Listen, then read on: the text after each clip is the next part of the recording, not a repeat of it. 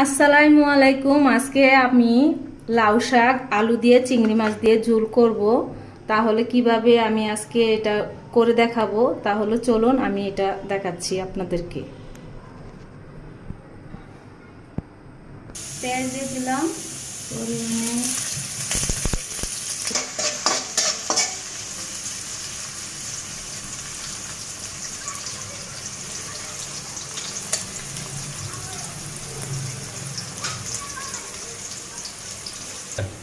এক চামচ মরিচ বাটা দিয়ে দিলাম,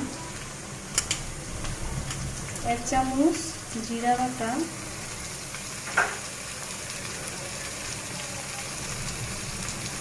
হাফ চামচ আদা বাটা,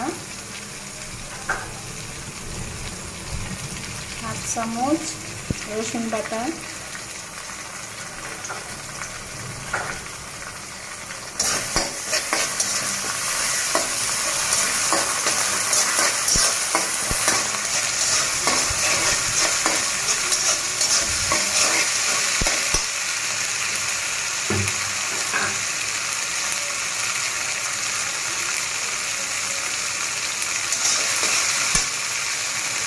একটু পানি অ্যাড করে নিলাম। মশলাটা আমার ভালো করে কষাতে হবে।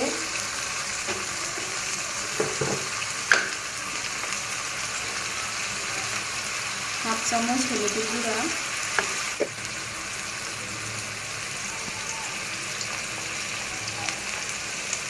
স্বাদ মতন লবণ,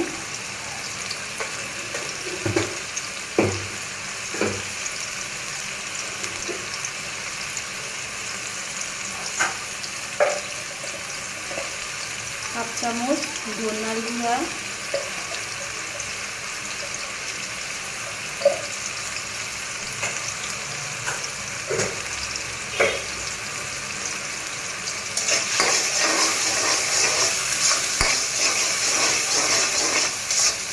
এখন আমি চিংড়ি মাছটা দিয়ে দিলাম। এক কোয়া চিংড়ি মাছের মতো আমি নিয়ে নিয়েছি লাউ শাকের ঝোলটা করার জন্য।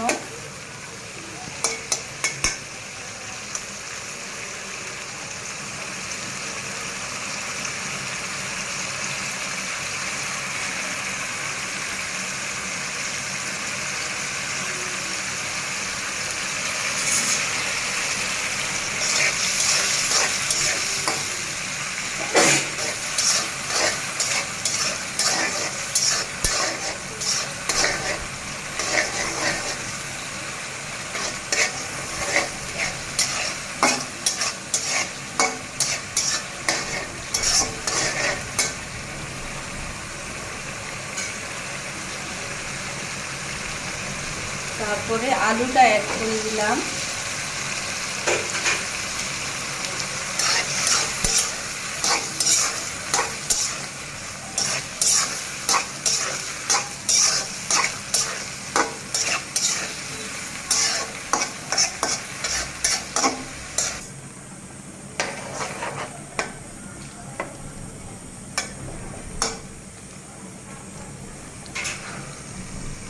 এখন আমি শাকটা অ্যাড করে নিলাম। লাউ শাক, অনেকে আবার লাউ শাক শুধু ভাজি করে, আমি আবার ঝোলটা করার অনেক পছন্দ করি। হ্যাঁ, ঝোলটা অনেক সুস্বাদু হয়, আপনারাও করে দেখবেন, খেতে অনেক ভালো লাগবে।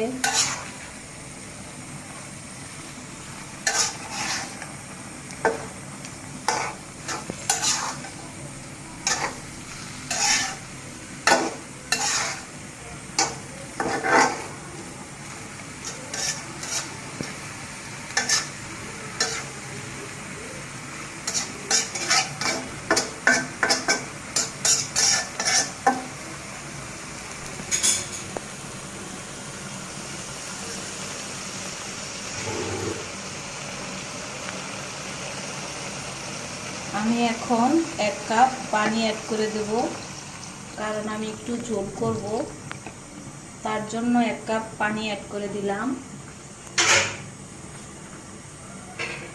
30 মিনিটের মতো ঢাকনা দিয়ে দিলাম।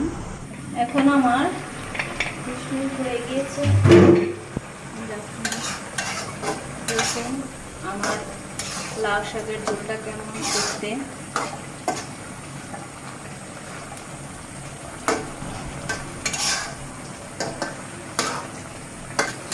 আমার লাউ শাকের ঝোলটা অনেক সুন্দর একটা কালার এসেছে, অনেক সুন্দর একটা গ্রান বাড়িয়ে।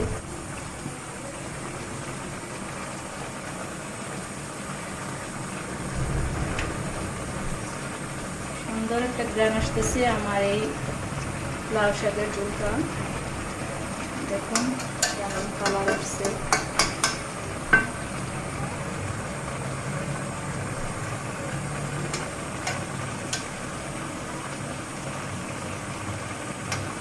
আর 5 মিনিট আমার এই লাউ শাকের ঝোলটা হওয়ার বাকি আছে।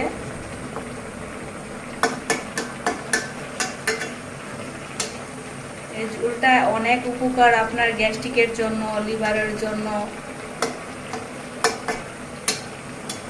লাউ শাকের ঝোল অনেক রক্তের জন্য, রক্ত যারা চর্বি হয়ে গেছে এটা খেলে অনেক উপকারী হয়।